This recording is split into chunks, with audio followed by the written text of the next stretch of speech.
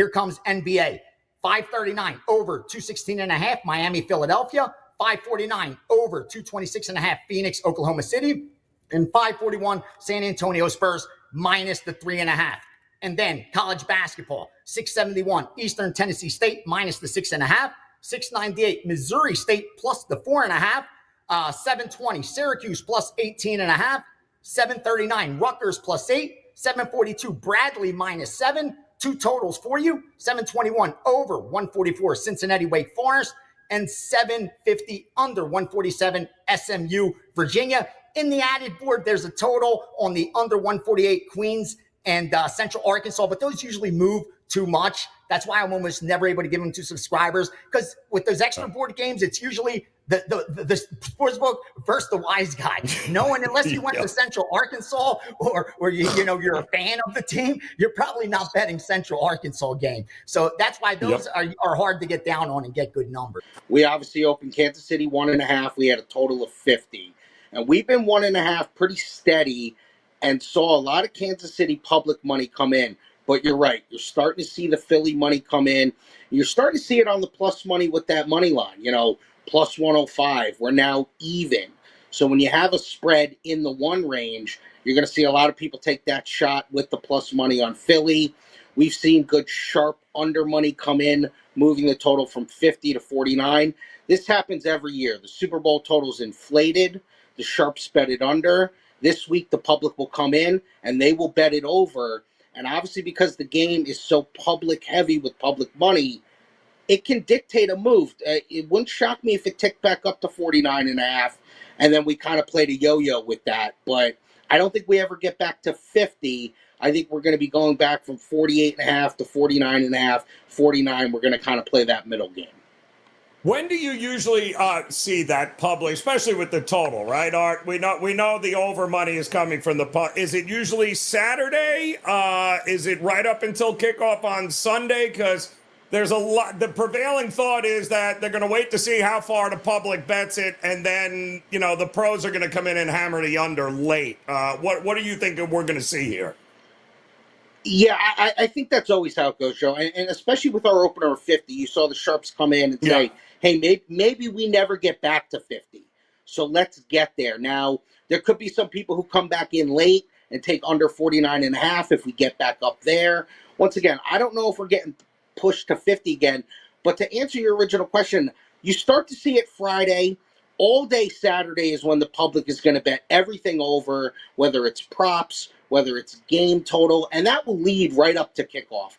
I don't think you're going to see anything but over money come in, because people just saw this game, and this game was in the 70s. So they look at it like that. They just look at the matchup.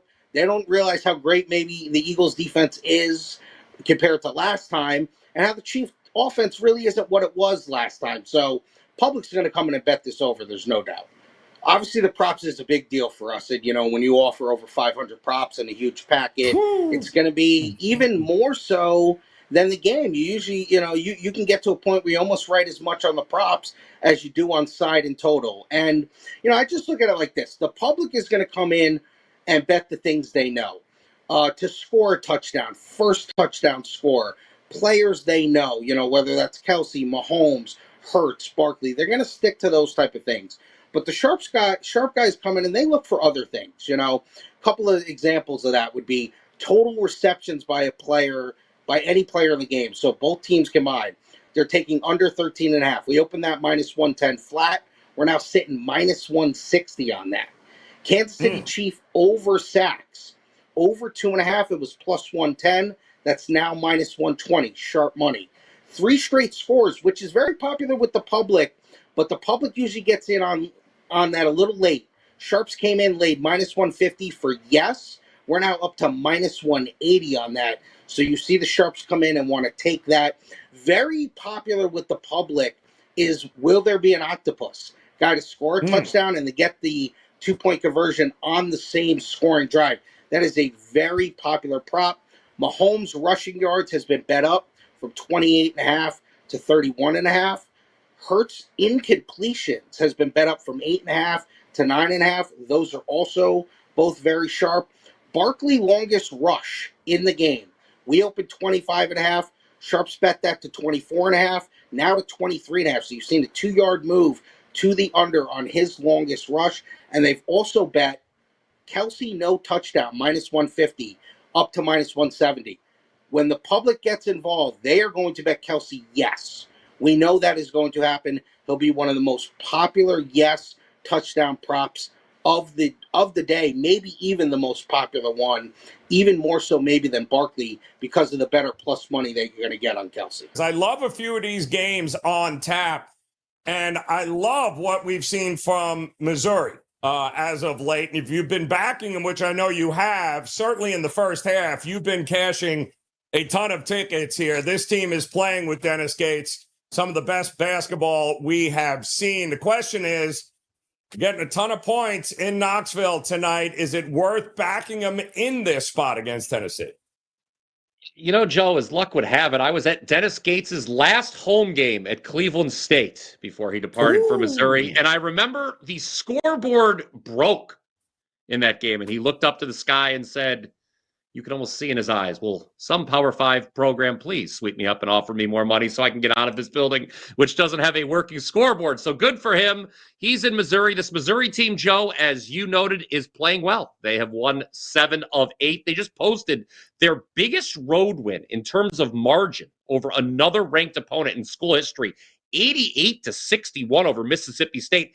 The fact that Missouri won that game, Joe, I wasn't stunned, but the fact they won by 27 in Starkville was certainly eye-opening. Now, just to peel back the curtain, something I do every Monday when the new AP poll comes out for college hoops is I compare it to my own power rankings.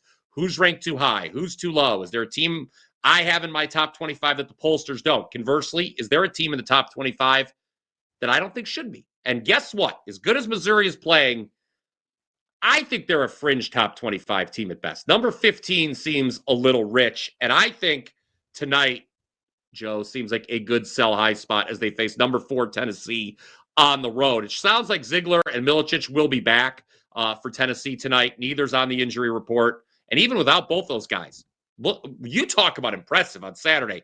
Tennessee beating Florida by 20 without 2 starters. Doesn't get much more impressive than that, in my opinion. Held them to 44 points here in Knoxville. And Missouri's team total, I want to look at the team total here, 63.5. And I think that's too high. Whether or not you think the spread for this game is too high, I think we all understand Tennessee always plays great defense.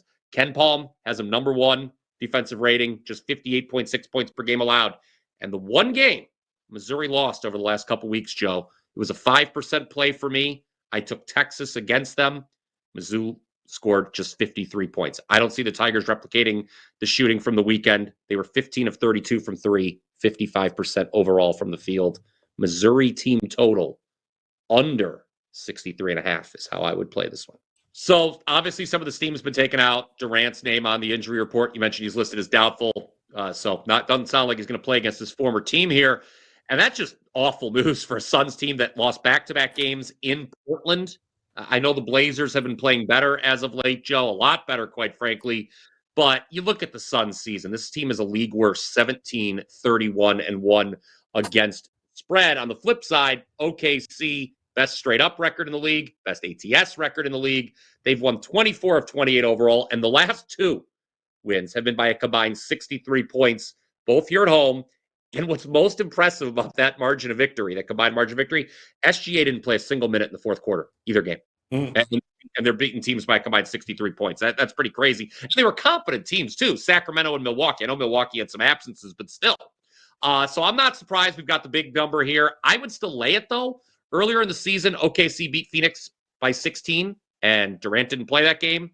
And consider for the season, guys, you look at Oklahoma City's point differential, that column, they outscore teams by 12.7 points per game. You consider that, this number's not so big. I would lay it with OKC. They are on a mission this season. Phoenix, just a real disappointment, obviously, overall. And I think this, we don't know what's going to happen with Durant, but I think that uncertainty might just lead to a bad all-around effort from the team. I mean, they might be wondering, well, hey, are we tanking? Are we rebuilding? What? So Oklahoma City should roll. Well, I'll apologize in advance to the people here, Joe, because betting this prop this way will make for really an uncomfortable 3+ hours, because every time Mahomes drops back to pass, we're going to have to worry about the possibility of him scrambling and breaking a long run. However, allow me to inform all of you who may think Patrick Mahomes is due to break a long run. All season long, Joe, just two runs of longer than 15 yards. And there have been only 6 games where he would have cleared this number of 13 and a half. You look at the Eagles defense, allow me to be the last to inform you, it's very good overall. And there have been just 4 instances all season where an opposing quarterback had a run of more than 11 yards against him. 2 of them were Jaden Daniels, obviously, as good of a scrambling quarterback as there is. One of those was the NFC Championship game. Another was Lamar Jackson, who, if it's Daniels isn't the best scrambling quarterback, it's Jackson. And then the other this shocked me, was by Matthew Stafford, of all people. I wanted to go, it was a broken play. I went searching for I was like, what? Matthew Stafford had a 15-yard run. It was a broken play. So, I don't know. It counts, but not really. So, I'm willing to bet Mahomes doesn't join the list. I think his total number of rushing yards, I know people, when you look at the total number of rushing yards for these quarterbacks, people have been highlighting the idea, okay, be careful, guys, because whoever's winning may take some knees, and that's going to subtract from the rushing yards. If this prop is too scary for you, if you don't want to just be nervous every time Mahomes drop back to pass, I would look at under 29.5 total rush yards, but personally, I prefer longest rush under 13.5 yards. Only reason I haven't personally bet it yet, I'm willing to see if it moves a little higher. You mentioned that people like the over on this. I want to see if it goes to 14, maybe 14.5, and then I'll hit the under at that point. But I don't think Mahomes breaks one in this game, Joe. Just don't. A lot of talk about Dallas Goedert, right? And what the tight end position will do in this game. A lot of talk about A.J. Brown, about Saquon Barkley. Where the talk hasn't fallen, Joe, has been on my man DeVonta Smith. And I think we are definitely doing a major disservice if you're not eyeing DeVonta Smith props, because the most bet prop in this game is people looking towards Dallas Goedert overs. And sure, they might hit. It makes a heck of a lot of sense, because if they're loading the box, they're trying to get, Saquon Barkley taken out of the game. That would beg to make sense that you would be looking for, some checkdowns, some things that are over the middle, which is where Dallas Goedert feasts. However, who also feasts there is DeVonta Smith. And DeVonta Smith against Steven Spagnuolo defenses, 7 catches, 122 yards, 7 catches, 100 yards, 6 catches, 99 yards. That's in the 3 career games facing off against Spags, who is a terrific game planner. The way I'm going to attack it is take about 2 to 3 units and sprinkle some different DeVonta Smith props. I was looking at his longest reception. We've already seen that steamed up a little bit, so why not look towards his over 4.5 receptions? I project him to have right around 5, 6. So sitting at minus 111, over 4.5 total receptions for DeVonta Smith is a way that I'd like to attack it. And you're also seeing this conventional wisdom that if the Chiefs win the coin toss, they're definitely going to defer. So taking some Eagles props early in this game, I think, is a good way to attack it. So that's also why at a nice plus 550, the sprinkle is going to be DeVonta Smith for me to be the first receiver to reach 20 or more receiving yards. Again, Joe, if you're splitting this up, you're looking at about 1.5 units on that DeVonta Smith at a nice minus 111 price at over the 4.5, and throw that other half unit on that plus 550. I think it's a great way to attack the game. Is that unbiased enough? I mean, it's not saying the Eagles are going to roll over them, but it's saying, hey, the Eagles will have a chance to move the ball against this defense. Maybe don't highlight the 3 top guys that everyone's betting. Still a guy who's pretty heavily featured in this offense would be worth a look towards it. You got to take Justin Thomas top 20.